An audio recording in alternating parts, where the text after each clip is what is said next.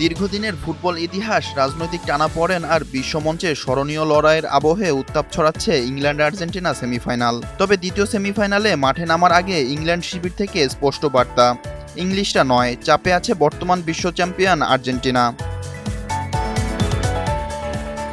ইংল্যান্ডের defender Marc গিয়েহি মনে করেন শিরোপাধারী হিসেবে প্রত্যাশার পুরো বোঝা আর্জেন্টিনার কাঁধে, তাই তার দলের খেলোয়াড়রা কোনো অতিরিক্ত চাপ অনুভব করছেন না। গিয়েহি বলেন, আমাদের উপর কোনো চাপ নেই। কিসের চাপ? তারা বিশ্ব চ্যাম্পিয়ন, খেতাব ধরে রাখার দায়ও ওদের। আমরা বরং রোমাঞ্চিত, বিশ্বমানের খেলোয়াড়দের বিপক্ষে এমন মঞ্চে খেলতে পারাটা উপভোগ করতে চাই। সেন্সিটিভিটি আমার নাই, আছে হোয়াইট প্লাস প্রো সেন্সিটিভ। দাঁতের সেন্সিটিভিটি ভুলে খান মন খুলে।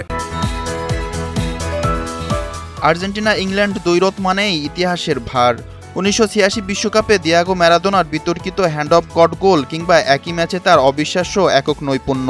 আবার 1998 বিশ্বকাপে ডেভিড বেকহ্যামের লাল কার্ড। দুই দলের লড়াইয়ে নাটকীয়তার অভাব কখনোই ছিল না। এর বাইরে 1982 সালের ফকল্যান্ড যুদ্ধের স্মৃতিও এই প্রতিদ্বন্দ্বিতায় আলাদা মাত্রা যোগ করে। যদিও ইংল্যান্ডের আরেক ডিফেন্ডার এসডি কনসা জানিয়েছেন, অতীতের আবেগে ভেসে যাওয়ার কোনো ইচ্ছা নেই তাদের। ইতিহাস ভুলে গিয়ে মাঠে নিজেদের সেরাটা খেলাই এখন একমাত্র লক্ষ্য, বলেন কনসা।